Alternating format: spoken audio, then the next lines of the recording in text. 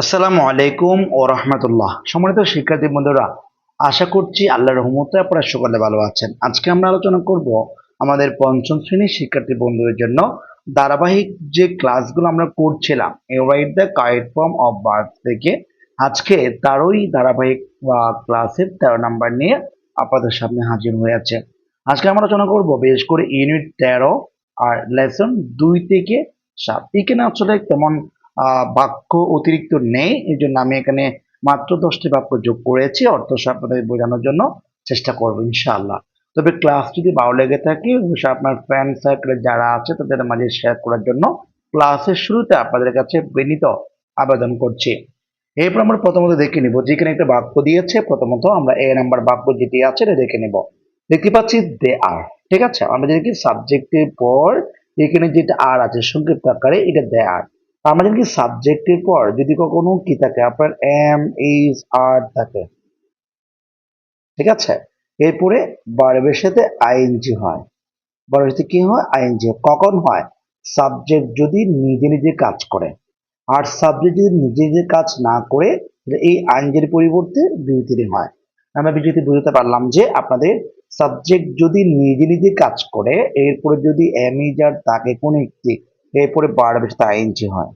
Subject যদি নিজে না করে অন্য কারো মাধ্যমে কোনো একটা কাজ করিয়ে নেয়, এরপরে যদি অ্যামিজার থাকে তাহলে অবশ্যই বি3 হবে। তার মানে এখন সাবজেক্ট যেহেতু দেয় নিজে নিজেই কাজ করছে, যেহেতু নিজে নিজে কাজ করছে তাহলে আমরা এখানে কি করব? স্লিপিং দেব, SLLE, ঠিক আছে, LEEPING। তারপর এটা আনসার হবে স্লিপিং। এরপর আমরা পরবর্তী একই রকম আরেকটা বাক্য দিচ্ছি। এখানে কি আছে? দে আর বলেছে, ঠিক আছে, দে আর। তো দে আর আছে এখানে, যেহেতু সাবজেক্টের পরে হ্যাভ আর আছে তাহলে এখানে কি আছে? হ্যাভ আছে। তো আমরা এটা যদি আনসার করতে চাই তাহলে কেমন হয়? হ্যাভিং। অর্থাৎ সাবজেক্টের পর যদি কি থাকে? এম ইজ আর থাকে, এরপরে যদি ভার্ব থাকে সেটার সাথে অবশ্যই আইন যোগ করতে হবে যখন সাবজেক্টটি নিজে নিজে কাজ করে।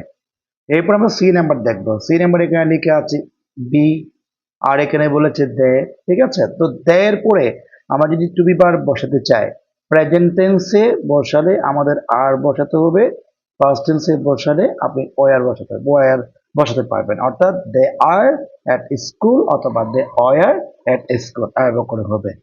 এরপর আমরা পরবর্তীতে ডি নাম্বার দেখবো। ডি নাম্বার দেখতে পাচ্ছি 60 সেকেন্ডস বলেছে, ঠিক আছে। 60 সেকেন্ড এটা হচ্ছে প্লোরাল।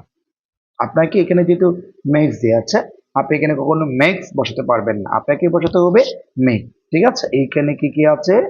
আপনাকে বসাতে হবে মেক। কেন মেক বসবে?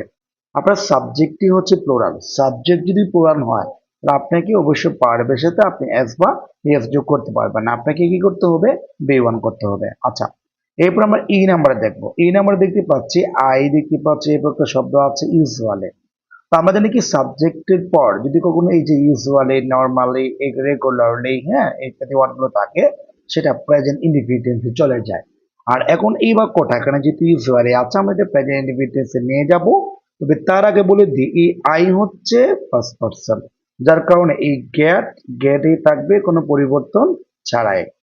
তারপরে আমরা এখন কি দেখবো? এক নাম্বার দেখবো। এক নাম্বার একটা জিনিস বলছি আমরা, নাও শব্দটি যদি কখনো কোনো সময় কোনো একটা বাক্যের মধ্যে থাকে, তাহলে সেটাকে প্রেজেন্ট কন্টিনিউয়াস টেন্সে নিতে হয়। কিন্তু এখানে আমরা দেখতে পাচ্ছি ভার্ব যেটা আছে এটা হচ্ছে বি ভার্ব। তো বি ভার্বের মধ্যে আমরা 4টা 5টা শব্দ পাই, am is are was war.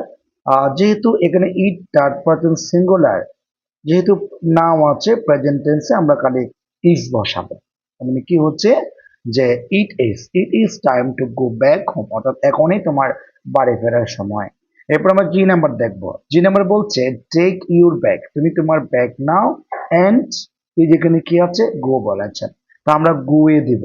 কেন গো দিব? আপনার প্রথম ভার্বটি হচ্ছে বে1, এই জন্য আমরা পরেরটাও বে1 দেব, মানে এন যুক্ত।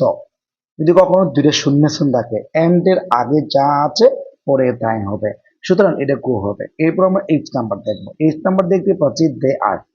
সাবজেক্টের পর যদি অ্যামিজার থাকে, কাজ যদি নিজে নিজে করে তাহলে অবশ্যই ভার্বের সাথে আইএনজি হবে, এটা হবে হেল্পিং। আমরা বুঝতে পারলাম যে এইটা আনসার কি হবে? হেল্পিং হবে। এরপর আমরা আই নাম্বার দেখবো। আই নাম্বার আমরা দেখতে পাচ্ছি যে এইখানে এখানে বলছে 12 ক্লক মিড ডে, ঠিক আছে।